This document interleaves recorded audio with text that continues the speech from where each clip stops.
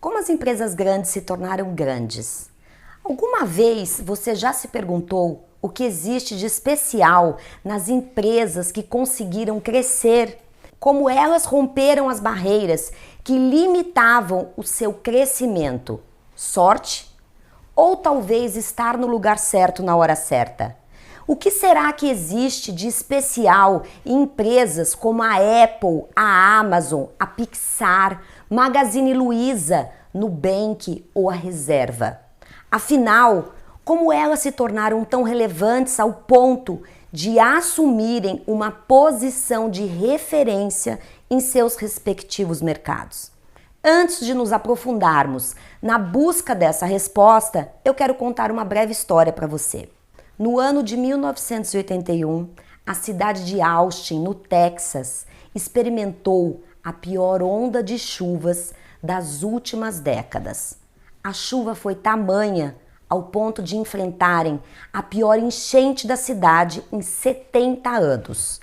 Foram 150 milímetros de chuva por 4 horas ininterruptas, transformando as ruas em rios de correntezas violentas, carregando os carros que estavam no caminho e o que estivesse pela frente. Essa enchente causou um prejuízo de mais de 100 milhões de dólares corrigidos para a cotação atual. Um quarteirão em específico foi devastado. Entre os locais afetados nesse quarteirão, existia uma loja de alimentação natural que havia sido aberta há quase um ano e sofreu perda total devido à grande inundação. Seus donos não tinham seguro contra enchente, muito menos uma reserva de dinheiro para emergências. No entanto, foi quando tudo parecia perdido que algo inusitado aconteceu. Um grande grupo, composto por funcionários e clientes da loja, se reuniram munidos de esfregões, baldes e pás. Os donos ficaram impressionados à medida que dezenas de pessoas continuavam chegando. Os funcionários e clientes estavam se recusando a deixar a loja morrer. Impressionado com o que via, um dos donos perguntou a um cliente: "Por que você está fazendo isso?" E a resposta foi: "Se essa loja não estiver mais aqui, eu não tenho certeza se quero continuar vivendo nesta cidade. Ela faz uma grande diferença na minha vida."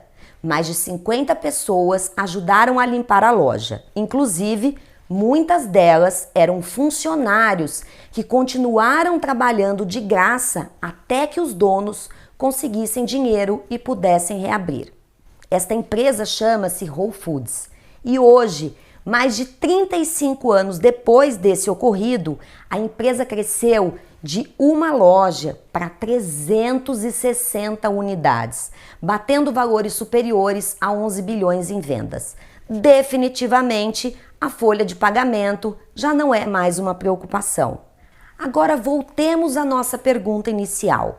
O que empresas como a Whole Foods e as demais que exemplifiquei anteriormente têm de tão especial para atingirem tanto sucesso? Todas elas partiram de um ponto em comum. Um dia foram pequenas e enfrentaram os mesmos desafios e as mesmas limitações que qualquer outro negócio e mesmo assim se tornaram gigantes.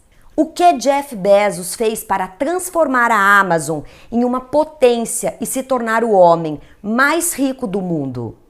Por que Jeff Bezos? Certamente ele não era o único homem criativo e empreendedor da sua região.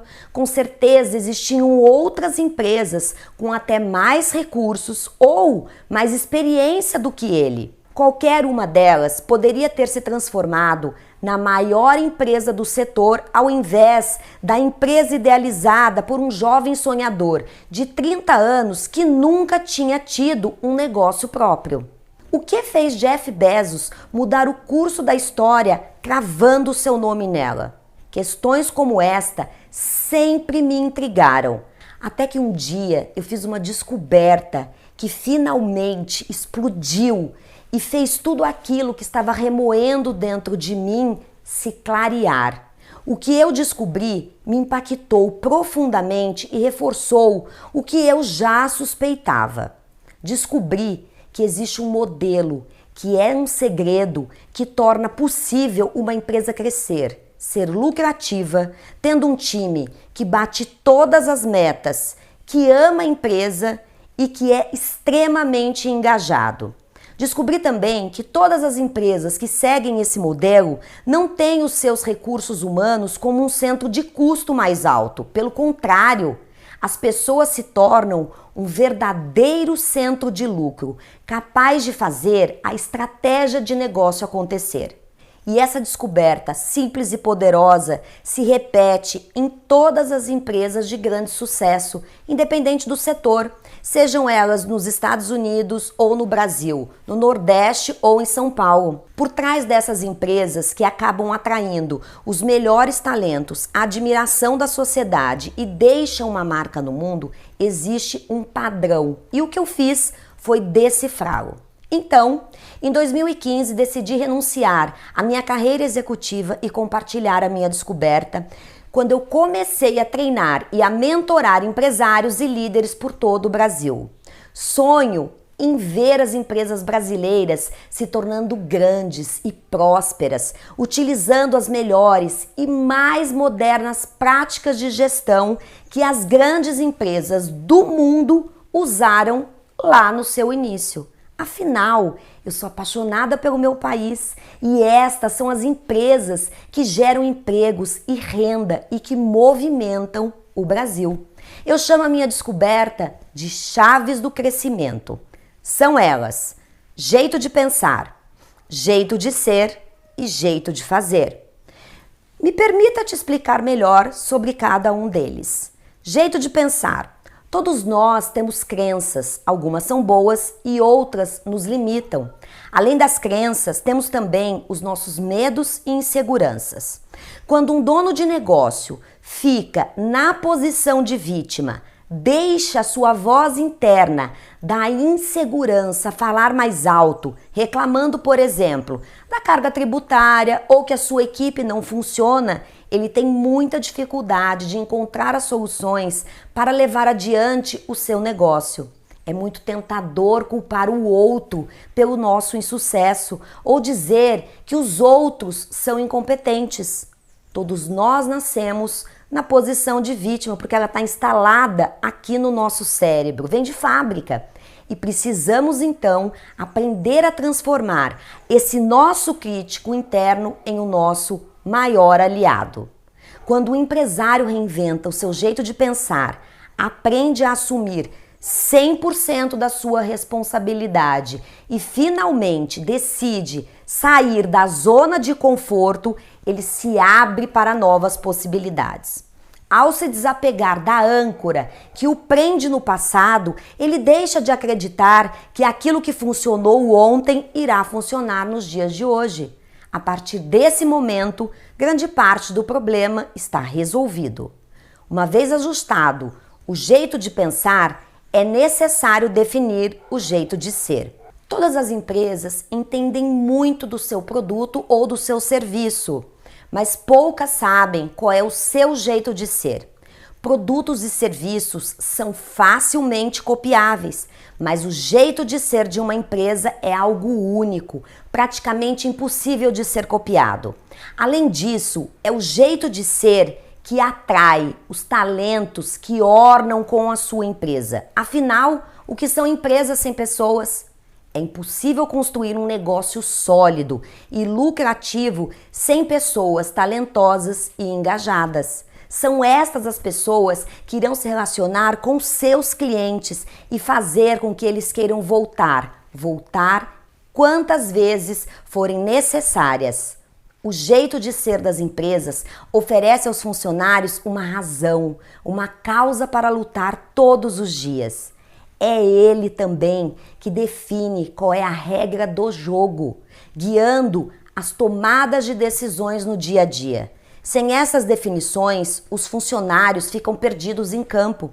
Alguns empresários acreditam que definir o jeito de ser é coisa de empresa grande, mas lembre-se, toda empresa grande um dia começou pequena e o jeito de ser de cada uma delas foi determinante para se tornar uma empresa grande de fato. Depois que o dono da empresa fortalece o seu jeito de pensar, elimina suas velhas crenças, sai da zona de conforto e se abre para novas possibilidades e ainda define de forma estratégica o jeito de ser da sua empresa, é hora de partir para o jeito de fazer.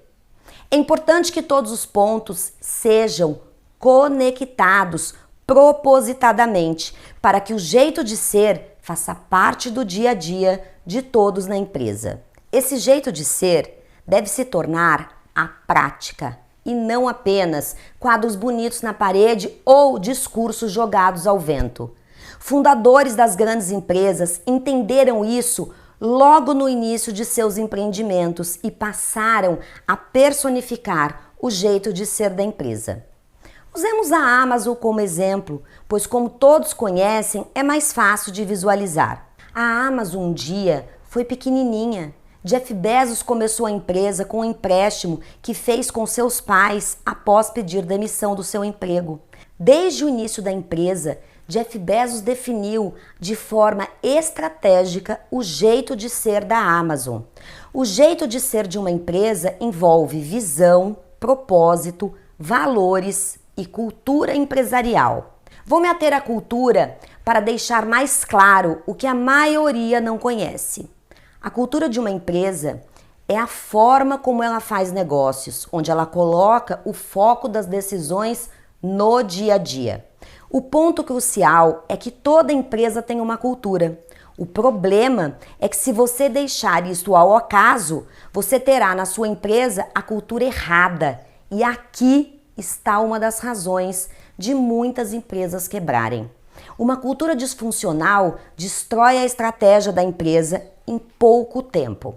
Analisando a Amazon na metodologia Chaves do Crescimento, a decisão sempre foi jeito de pensar, mentalidade aberta, assumindo o protagonismo, ou seja, Bezos não usou desculpas que seriam verdadeiras para projetar a Amazon e nem ficou preso a como as coisas eram feitas até aquele momento, onde, por exemplo, os livros eram vendidos apenas em lojas físicas.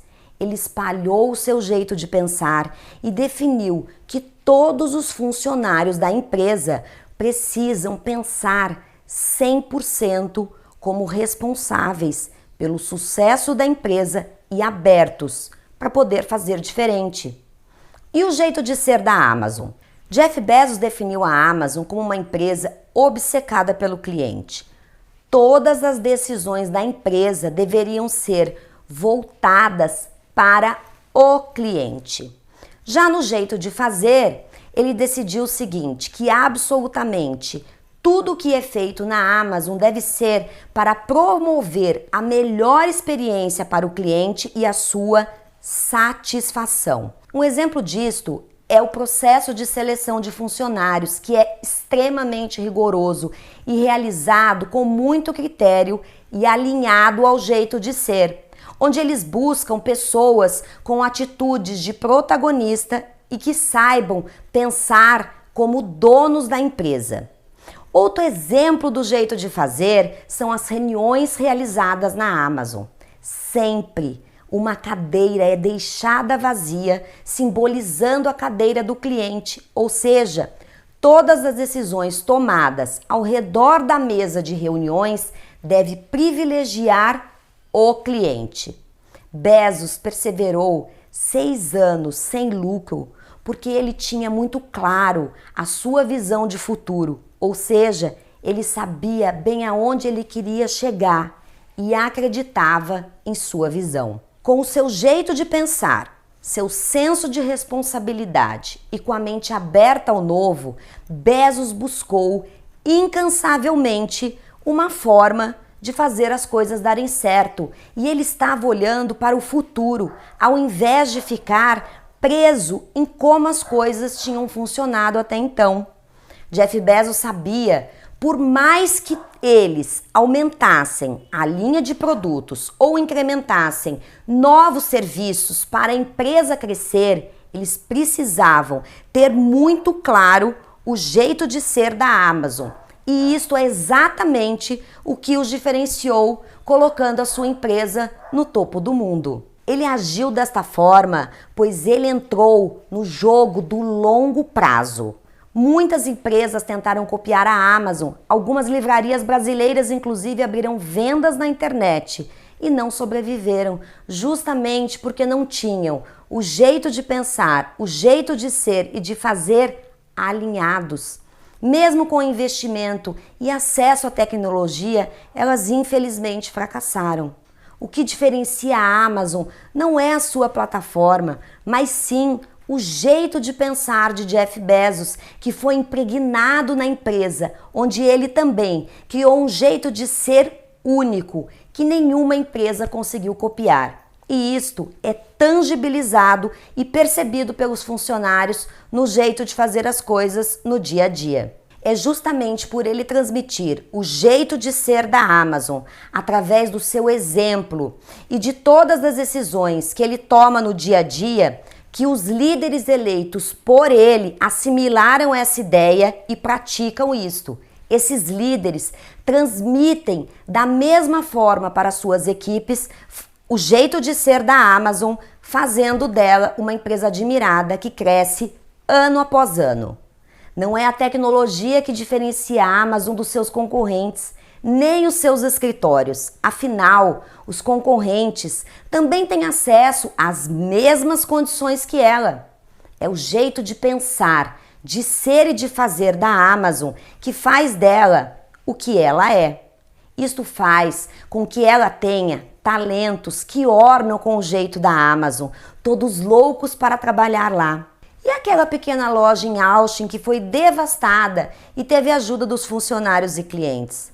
Não foi pelos produtos que ela vendia que os funcionários e clientes ajudaram a reconstruir a loja. Eles fizeram o que fizeram porque amavam o Whole Foods, pelo jeito de pensar dos donos, que definiu um jeito de ser único, expressando a visão de mundo e de negócios que eles tinham.